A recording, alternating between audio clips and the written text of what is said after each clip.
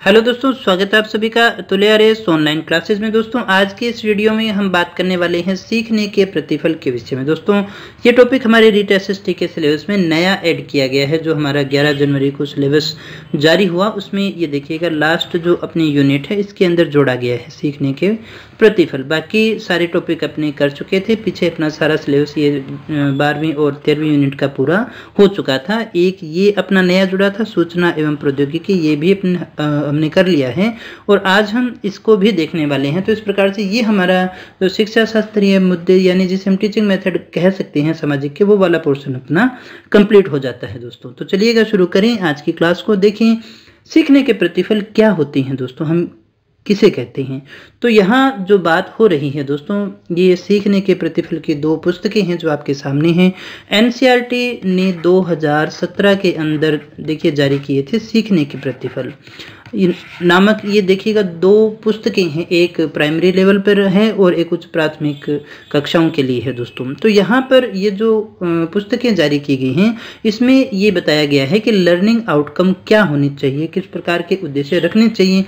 ये जो उद्देश्य हैं, ये जो प्रतिफल है, ये कक्षावार हैं और विषयवार हैं दोस्तों, यानी कक्षा के हिसाब से भी हैं और विषय के हिसाब से भी हैं दोस्तों। इनके अंदर क्या है वहाँ हमें जाने की आवश्यकता नहीं है। हम पहले ये देखेंगे कि इनमें उद्देश्य क्या है, सीखने का प्रतिफल होता क्या है, कौन कौन सी बातें इसमें कही गई हैं, इसकी विशेषताएं क्या हैं, वहाँ से आपसे प्रश्न पूछा जा सकता है। वरना ये तो बहुत बड़ी किताब है। वैसे भी मैं आपको टेलीग्राम पर ये भेज भी चुका हूँ, वहाँ जा करके आप इसको देख भी सकते हैं अपने, क्योंकि इसमें सभी सब्जेक्ट के लर्निंग आउटकम दिए हुए हैं दोस्तों। तो सीखने के प्रतिफल क्या है, मैं दोस्तों आपको वही बताने जा रहा हूं जो एनसीईआरटी ने कहा है, बिल्कुल वही बातें अपने करने वाले हैं दोस्तों। तो यहाँ देखिएगा सबसे पहले हम बात करें कि प्रत्येक कक्षा के विद्यार्थी सीखने के बारे में जानने और उसके अनुसार बच्चों के सीखने संबंधी प्रगति पर नज़र बनाए रखने की ज़रूरत है। देखिएगा क्या कहा जा रहा है कि जो भी हमारी कक्षा है, प्रत्येक कक्षा का विद्यार्थी है, उसके सीखने के बारे में, उसके जानने के बारे में और बच्चे के सीखने संबंधी जो प्रगति है उस पर नज़र बनाए रखने की आवश्यकता है कि वो कितना सीख रहा है और क्या सीख पा रहा है, क्या जो हमने शिक्षण उद्देश्य जो चाहे थे वो पूरे हुए हैं या नहीं हुए हैं। इसके लिए आवश्यकता है कि शिक्षकों को कुछ मानदंड उपलब्ध करवाए जाएं जिनकी सहायता से अपेक्षित सीखने के स्तर का आकलन किया जा सके।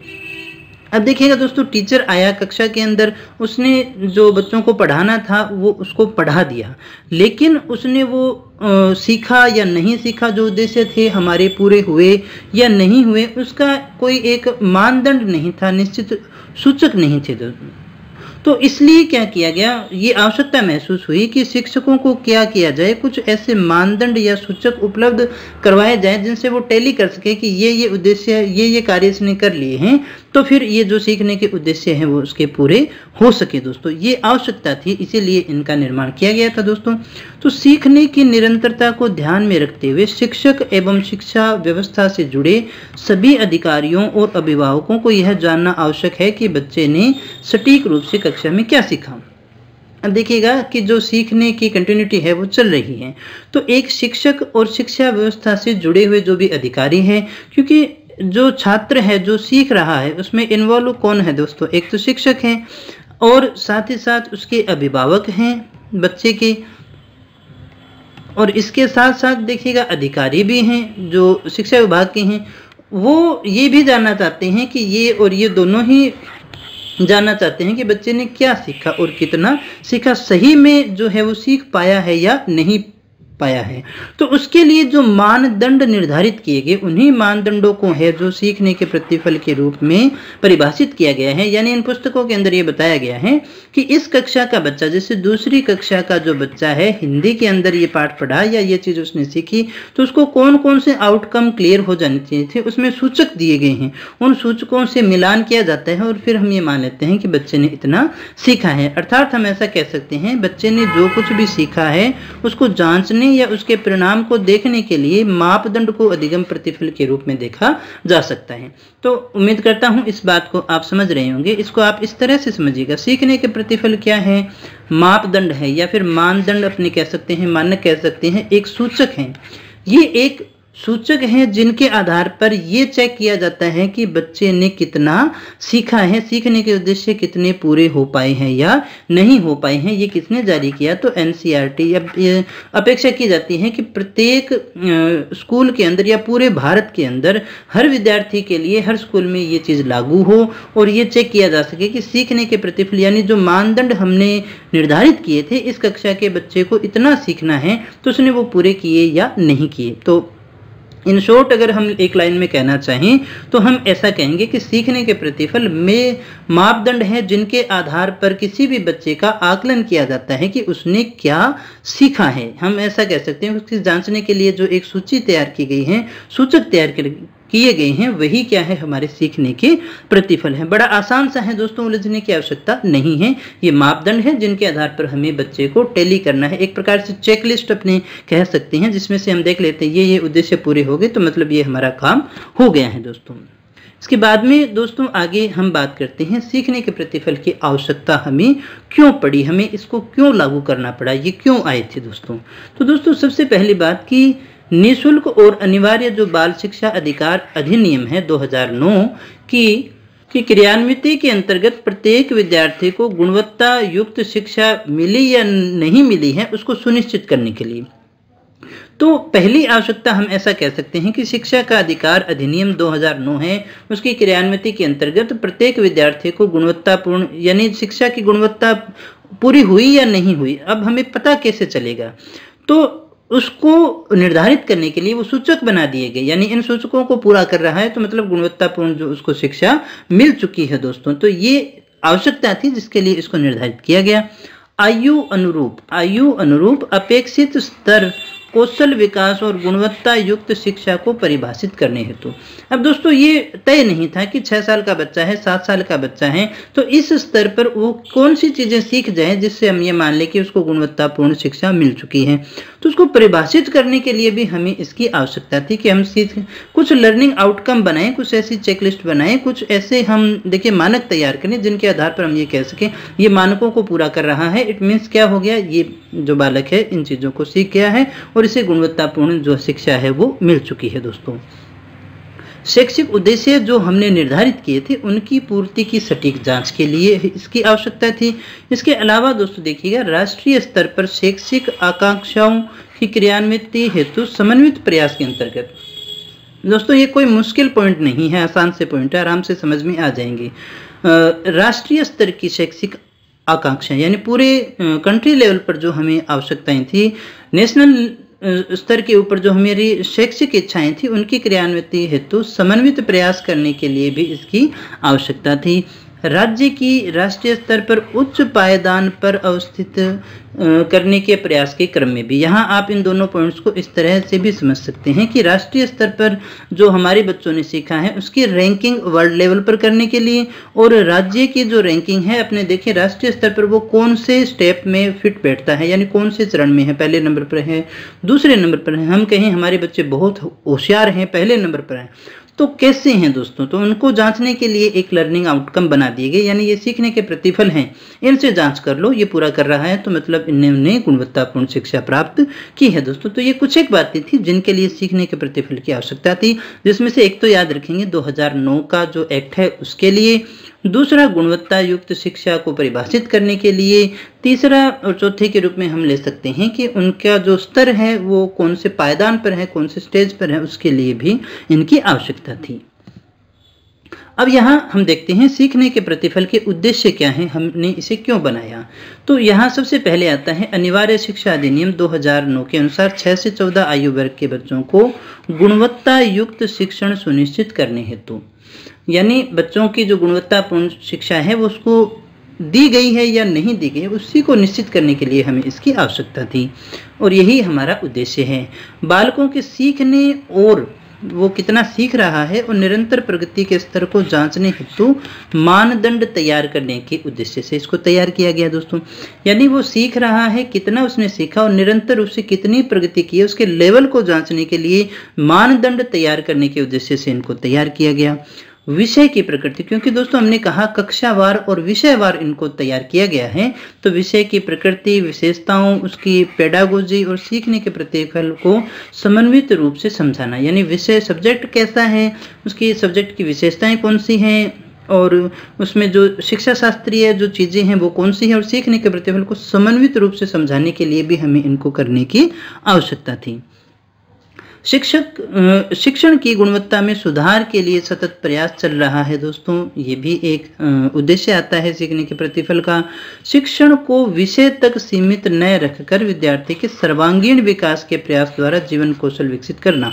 अब ये थोड़ा सा यहाँ हम कक्षा के दायरे से बाहर निकल रही हैं, यानी पढ़ाना केवल किताब पढ़ाने तक सीमित नहीं है, यानी जो चीज़ आप पढ़ा रहे हैं उसके जीवन में उपयोगिता क्या है, उसके लर्निंग आउटकम क्या हो सकती हैं, उनके द्वारा सर्वांगीण उसका विकास करना और उसको जीवन कौशल प्रदान करना, ये जो सारी चीज़ें हैं उसके उद्देश्य से हमने इसका निर्माण किया था दोस्तों, या हम ऐसा कह सकते हैं कि सर्वांगीण विकास के प्रयास करना।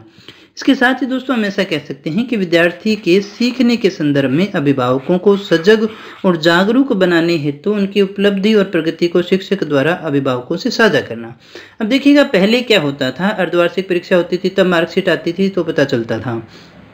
अब ये जो है सतत रूप से निरंतर चलते रहते हैं, आउटकम आपके चलते रहते हैं, और इनसे जो अभिभावक हैं वो सजग रहें, जागरूक रहें, अपने बच्चों के प्रति सचेत रहें, इसलिए शिक्षक उनको क्या करता है, अभिभावकों से साझा करे, इसके लिए भी जो है इसको तैयार किया गया था दोस्तों। अब आगे हम बात कर लेते हैं सीखने के प्रतिफल की विशेषताएं क्या हैं, उसकी क्वालिटीज़ कौन सी हैं दोस्तों। तो यहाँ देखिएगा सबसे पहली जो इसकी विशेषता आती है कि प्रत्येक विषय के अंतर्गत विषय प्रवेश में विषय की प्रकृति पर संक्षिप्त टिप्पणी दी गई है, यानी प्रत्येक विषय के अंतर्गत विषय प्रवेश में विषय की प्रकृति पर संक्षिप्त टिप्पणी दी गई, यानी प्रत्येक सब्जेक्ट की जो सब्जेक्ट है उसकी नेचर कैसी है ये बताया गया है। इसके बाद वो पाठ्यक्रम क्या चाहता है, पाठ्यक्रम की अपेक्षाएं दी गई हैं, जो एक प्रकार से दीर्घकालिक लक्ष्य हैं जिनके बाद विद्यार्थियों को एक समय अंतराल में अर्जित करना है। यानी पहले तो हमने बताया कि ये जो हिंदी सब्जेक्ट है, सामाजिक है, इसकी नेचर कैसी है, फिर हमने जो पाठ्यक्रम हमने जो बनाया है वो अपेक्षाएं क्या है, यानी उनके बाद में जो दीर्घकालिक लक्ष्य हैं, यानी जो बाद में हमें प्राप्त होने वाले हैं वो कौन से हैं, वो आपको सिखाने हैं दोस्तों।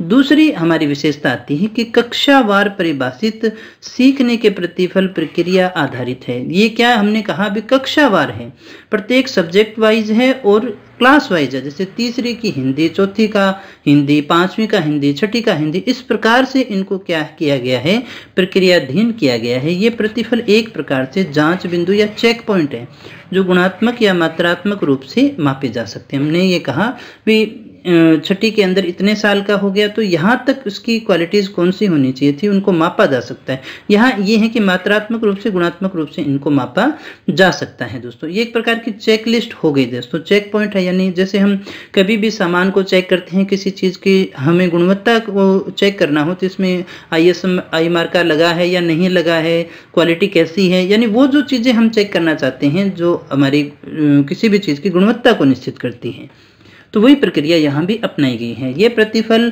बच्चे के संपूर्ण विकास के लिए अपेक्षित संपूर्ण सीखने के अनुसार बच्चों की प्रगति का आकलन करने में मदद करते हैं।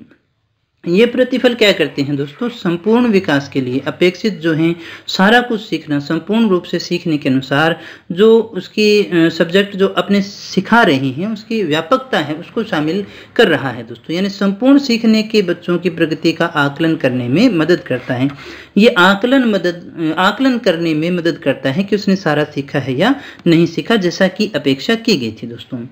पाठ्यचर्या यानी जो वो हमारा सिलेबस है अपेक्षाओं के अनुसार सीखने के प्रतिफलों की उपलब्धि और समझ के लिए शिक्षकों की मदद हेतु प्रतिफलों के साथ साथ सीखने सिखाने की प्रक्रियाएं भी सुझाई गई हैं। अब यहाँ पर न केवल जो है प्रतिफल दिए गए हैं, अब जो है सीखने के प्रतिफलों की उपलब्धि कैसी हो उसकी समझ के लिए शिक्षक यानी टीचर जो है उनकी मदद के लिए प्रतिफलों के साथ साथ सीखने सिखाने की प्रक्रिया यानी कैसे सीखेंगे कैसे सिखाएंगे, ये प्रक्रियाएं भी इसमें क्या है पेडागोजिकल जो प्रोसेस है वो भी यहाँ पर बताई गई हैं दोस्तों। तो सारी चीज़ें यहाँ पर शामिल की गई हैं सीखने के प्रतिफल में। अगला जो हमारा आता है संदर्भगत संसाधनों, यानी जो हमें आवश्यक है, जैसे सीखने के प्रतिफल, बुकलेट, पोस्टर, लीफलेट, प्रश्नकोश और सीखने की उपयुक्त प्रक्रियाओं के द्वारा शिक्षक एक समावेशी कक्षा में विभिन्न धारणाओं वाले बच्चों की आवश्यकताओं के अनुरूप विविधतापूर्ण अवसरों और स्थितियों का निर्माण कर सकता है। हमने कहा संदर्भ जैसे आवश्यकता है, इसके लिए सीखने के प्रतिफल की देखिए बुकलेट है, पोस्टर है, लीफलेट है, ये दिए गए हैं। साथ ही साथ सीखने की जो उपयुक्त प्रक्रियाएं हैं उसके द्वारा एक समावेशी कक्षा दोस्तों कौन सी होती है, जिसमें सभी स्तर के बच्चे, चाहे वो कमजोर है, होशियार है, कोई दिव्यांग है, वो सभी एक ही कक्षा में शामिल होते हैं। यानी विभिन्न क्षमताओं वाले बच्चों को आवश्यकता अनुसार, क्योंकि हर की आवश्यकता अलग होगी, तो उन सभी के लिए विविधतापूर्ण अवसरों और स्थिति का निर्माण कर सकता है। दोस्तों इसके द्वारा ऐसा संभव है। शिक्षक संसाधनों की उपलब्धता, शिक्षकों के लिए जो संसाधन है उनकी उपलब्धता और स्थानीय संदर्भ के अनुसार प्रक्रियाओं को ज्यों का त्यों अपना सकते हैं, उनमें परिवर्तन कर सकते हैं, अन्य प्रक्रियाओं को अपने क्षेत्र परिस्थिति के संदर्भ में रच भी सकते हैं। दोस्तों यानी जो आपके पास में संसाधन है, स्थानीय संदर्भ अलग अलग हो सकता है, तो इसके लिए इन प्रक्रियाओं को हम चाहें तो जैसा है वैसा अपना सकते हैं, उनमें परिवर्तन भी कर सकते हैं, प्रक्रियाओं को अपने क्षेत्र और परिस्थिति के संदर्भ में भी रच सकते हैं। दोस्तों ये इसकी विशेषताएं हैं। प्रत्येक विषय में परिभाषित किया गया है सीखने का प्रतिफल और विषयों की अंतः और आंतरिक जटिलताओं और अवस्थाओं के संदर्भ में आपस में वर्तुलाकार स्पाइरल रूप से जुड़े हुए हैं। हमने क्या कहा कि प्रत्येक जो सब्जेक्ट है उसमें सीखने के प्रतिफलों को परिभाषित किया गया है, तो ये विषयों की अंतः और आंतरिक जटिलताएं जो हैं, उसकी अवस्थाएं हैं, उनके संबंध में आपस में एक सर्कुलेट के रूप में ये स्पाइरल रूप से जुड़े हुए हैं, यानी एक दूसरे से ये बिल्कुल क्या है, संबंधित है। दोस्तों इसके बाद में दोस्तों अगले पॉइंट की बात करें, कक्षावार सामग्री को पृथक पृथक न देखकर बच्चे के संपूर्ण विकास के लक्ष्य प्राप्ति में पूर्णतावादी परिप्रेक्ष्य ही सार्थक रहता है। यानी कक्षावार जो बच्चे को सामग्री दी जा रही है उसको अलग अलग न देखें, बल्कि हम देखें कि बच्चे के संपूर्ण विकास के लक्ष्य प्राप्ति के ये साधन है और उसी परिप्रेक्ष्य में इनको उपयोग करना सार्थक रहने वाला है। दोस्तों इसके बाद में दोस्तों अगला जो हमारा पॉइंट आता है वो है कि पाठ्यचर्या विषयों के जो भी हमारे सब्जेक्ट हैं कि सीखने के प्रतिफलों के प्रत्येक खंड में उस विषय से संबंधित कुछ अतिरिक्त विशिष्ट दिशा निर्देश भी दिए गए हैं, ताकि विभिन्न विशेष योग्य जन श्रेणी के बच्चों को सिखाने की आवश्यकताओं को संबोधित किया जा सके। यानी जो सीखने के प्रतिफल तैयार किए गए हैं उसका जो प्रत्येक खंड है उस विषय से संबंधित कुछ अन्य विशिष्ट दिशा निर्देश भी हैं, जो विशेष योग्य के जो बालक हैं उनके लिए उनको जो है सीखा जा सके, सिखाया जा सके। यदि आवश्यकता हो तो सीखने के प्रतिफलों को अत्यधिक संज्ञानात्मक कठिनाई वाले बच्चों हेतु लचीला बनाया जा सकता है। यानी कुछ बच्चे ऐसे हैं जिनके लिए उनको लचीला बनाना आवश्यक है, तो उसे लचीला भी बनाया जा सकता है। दोस्तों ये थी उसकी विशेषताएं। अब यहाँ सामग्री वितरण देख लेते हैं कौन कौन सा किया गया है। सीखने के प्रतिफल पुस्तिका को शिक्षकों, प्रशिक्षकों, अभिभावकों और विद्यालयों हेतु तैयार किया गया है, जिसमें सामग्री जो है वो निम्न अनुसार है। यानी ये जो पुस्तिकाएं हैं उनको शिक्षकों के लिए, ट्रेनर्स के लिए, अभी जो आपको बताया जा रहा है ये ट्रेनर्स का ही है दोस्तों, जिन्होंने इसको ट्रेन किया है। प्रशिक्षकों, अभिभावकों और विद्यालयों हेतु तैयार किया गया है, जिसमें जो सामग्री है वो इस प्रकार से है। प्राथमिक स्तर पर हमने कहा ना, प्राइमरी लेवल और सेकेंडरी लेवल देखिए दोनों पर है। प्राथमिक स्तर पर जो आधारित पुस्तिका है उसमें सीखने के प्रतिफल को गतिविधियों के साथ दर्शाया गया है। राष्ट्रीय स्तर के सीखने के प्रतिफल के लिए विशेष प्रयास किया गया है। अंग्रेजी, हिंदी, गणित, पर्यावरण अध्ययन पर विषय सामग्री दी गई है, यानी सारे सब्जेक्ट को उसमें शामिल किया गया है।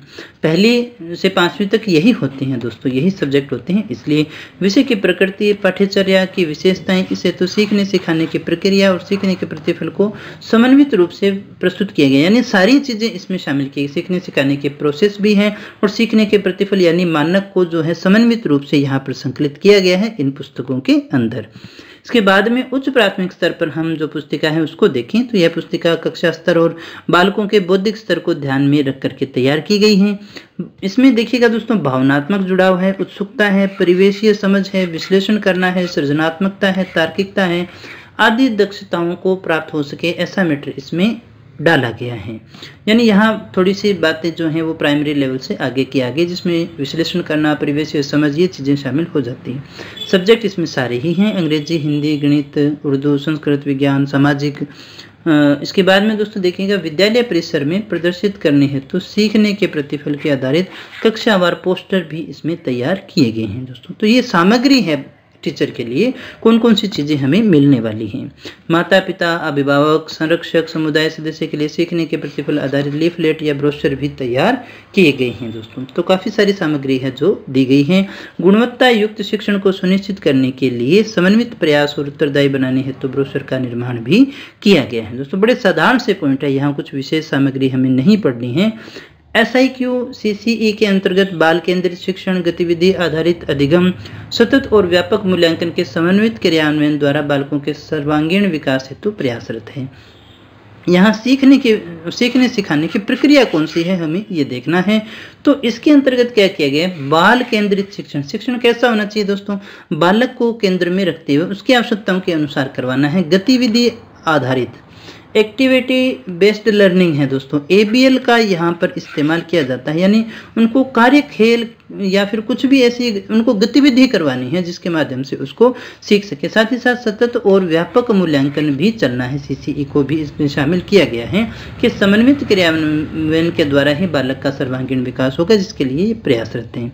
निर्धारित आकलन सूचकों द्वारा सीखने सिखाने की प्रक्रिया का आकलन करना है। जो सीखना सिखाना है, जो सीखा है बच्चे ने, आउटकम है, उसकी प्रक्रिया का आकलन किस आधार पर करना है, जो निर्धारित आकलन या सूचक दिए गए हैं उनके आधार पर करना है। प्रत्येक विषय हेतु निर्धारित सीखने के प्रतिफल शिक्षण और आकलन की प्रक्रिया का दीर्घकालीन उपकरण है दोस्तों। हमने कहा प्रत्येक विषय के लिए, प्रत्येक सब्जेक्ट के लिए इनको निर्धारित किया गया है। ये जो सीखने के प्रतिफल है शिक्षण और आकलन की प्रक्रिया का एक दीर्घकालीन उपकरण है, यानी एक लंबे समय तक चलने वाली प्रक्रिया का अंग मानते हैं, जिनके हमें दीर्घकालीन परिणाम मिलने वाले हैं। इन आकलन सूचकों की सहायता से सतत आकलन द्वारा पुष्टि करते हुए सीखने को सुनिश्चित करना है तथा मानदंड के रूप में सीखने के प्रतिफल के आधार पर समग्र रूप से जांचना, ताकि संपूर्ण सीखना संभव हो सके। ये जो आकलन सूचक हमने तैयार किए हैं, इनकी सहायता से सतत आकलन किया जाए, सतत आकलन की पुष्टि हो और उसी आधार पर सीखने को हमें सुनिश्चित करना है। और मानदंड के रूप में जो सीखने के प्रतिफल हमारे पास में है, उन्हीं के आधार पर समग्र रूप से जांचना है, ताकि जो संपूर्ण सीखना, जो सारा कुछ सीखना उसको सिखाना था, वो संभव हो सके। इसके द्वारा यानी सतत आकलन किया जा सके दोस्तों। इसके बाद में देखिएगा दोस्तों, उच्च प्राथमिक कक्षाओं में सीखने के प्रतिफल प्राप्त करने हेतु शिक्षण के साथ साथ यानी पढ़ाने के साथ साथ ही समय समय पर सीखने के प्रतिफल पुस्तिका का अवलोकन करते हुए इनकी प्राप्ति सुनिश्चित की जानी है दोस्तों। हमने क्या कहा, उच्च प्राथमिक कक्षाओं में सीखने के प्रतिफल जो है उनके लिए प्राप्त करने के लिए शिक्षण के साथ ही समय समय पर हमें पुस्तिका का अवलोकन भी करना है और इनके द्वारा ही हमें इसको सुनिश्चित करना है कि हमने सारे प्रतिफल प्राप्त किए हैं या नहीं किए हैं। विभिन्न जांच परख के प्रश्न पत्र के निर्माण में इनका समावेश किया जाना है, यानी उसको देखते रहें और उसी आधार पर आपको टेस्ट वगैरह एग्जाम जो बनाने हैं वो उन्हीं के आधार पर इनको जो है निर्मित करना है दोस्तों। कक्षावार निर्धारित कुछ सीखने के प्रतिफल राज्य की संबंधित कक्षा की पाठ्यपुस्तक में उपलब्ध न होकर अन्यत्र भी उपलब्ध हो सकते हैं, जिनका संदर्भ विवरण लर्निंग आउटकम पुस्तिका में यथास्थान दिया गया है। यानी क्या कहा गया कि जो लर्निंग आउटकम दिए गए हैं, जो आपकी पुस्तक में है, लर्निंग आउटकम के बुक में है, हो सकता है वो उस संबंधित जो स्टेट में जो कक्षा में किताब लग रही है उसके अंदर देखिएगा वो पाठ्यपुस्तक में वो पाठ ही न हो, तो उनका संदर्भ कहाँ से लेना है वो भी इस पुस्तिका में यथास्थान जरूरत है उसके अनुसार दे दिया गया दोस्तों। इसीलिए अब तो सबका पाठ्यक्रम भी एक ही हो गया है, क्योंकि सभी जगह एक प्रकार के लर्निंग आउटकम जो है वो लागू हो सके दोस्तों। अब हम बात कर लेते हैं मूल्यांकन की। तो मूल्यांकन के लिए कोई पृथक से दस्तावेज संधारित नहीं किया जाना है, इसके लिए अलग से हमें कोई दस्तावेजों का संधारण नहीं करना है दोस्तों। उल्लेखनीय है कि सीखने के प्रतिफल पर कार्य करना वर्तुलाकार प्रक्रिया है, जैसे सिखाया फिर वो कमी रहेगी फिर उसको सुधार दिया, इस प्रकार से ये कार्य इनका लगातार जो है वो चलता रहता है दोस्तों। वर्तुलाकार जो अपनी प्रक्रिया है उसका आशय है कि अधिगम प्रक्रिया से मूल्यांकन तक पहुंचा जाए एवं न्यून अधिगम क्षेत्र का पता लगाकर पुनः शिक्षण कार्य करवाया जाए। जो अभी अपनी बात कर रहे थे, जैसे उसको पढ़ाया फिर उसका मूल्यांकन किया, कुछ क्षेत्र कमजोर रह गए फिर उनको चेक किया फिर मूल्यांकन किया, इस प्रकार से ये प्रक्रिया चलती रहे। जब तक उसको चालू रखना है, जब तक कि सीखने के प्रतिफल यानी वो सारे सूचक कंप्लीट नहीं हो जाए, उसमें सभी जगह टिक नहीं लग गया है, तब तक हमें उनको प्रोसेस में डाल के रखना है। ये कार्य हमें करते रहना है दोस्तों। सत्र पर्यंत सतत जांचने वाले आकलन सूचक सीखने के प्रतिफल के आधार के रूप में कार्य करेंगे। सतत रूप से जांचे जाने वाले आकलन सूचक जो है वो सीखने के प्रतिफल के आधार पर ही बनाएंगे, उसी के रूप में कार्य उसमें करना है दोस्तों। राष्ट्रीय उपलब्धि सर्वेक्षण NAS का जो एग्जाम होता है उसके साथ ही समाप्त होने वाली न होकर कक्षागत शिक्षण में निरंतर चलने वाली प्रक्रिया है। जो मूल्यांकन है वो NAS में ही खत्म नहीं हो जाएगा, बल्कि कक्षागत जो हमारा शिक्षण चल रहा है उसमें निरंतर रूप से इस प्रक्रिया को हमें लागू रखना है, यानी लर्निंग आउटकम जो है वो एक नियमित रूप से चलते रहने वाली प्रक्रिया है दोस्तों। तो दोस्तों ये थी हमारी आज की क्लास, जिसमें हमने देखा लर्निंग आउटकम क्या होते हैं, उनकी समझ हमने विकसित की। बड़ा साधारण सा टॉपिक है, देखिएगा थोड़ा सा पढ़ने में देखिए बोरिंग जरूर है, लेकिन आपको पढ़ना पड़ेगा, आपकी परीक्षा में आना है दोस्तों। अगर क्लास अच्छी लगी हो तो वीडियो को लाइक कर देना, दोस्तों के साथ में शेयर कर देना, सब्सक्राइब कर लेना, क्योंकि इस तरह के जो क्वालिटी एजुकेशन वीडियो है केवल आपको यहीं पर मिलने वाले हैं। रीड का पूरा सिलेबस केवल आपको यहीं पर मिलने वाला है दोस्तों। इसकी PDF नियमानुसार आपको कल मिल ही जाएगी हमारे टेलीग्राम चैनल पर या फिर हमारी ऑफिशियल वेबसाइट पर। तो दोस्तों फिर मिलते हैं कुछ और नई जानकारी के साथ, एक नए टॉपिक के साथ। तब तक बने रहिए हमारे साथ। Thank you very much.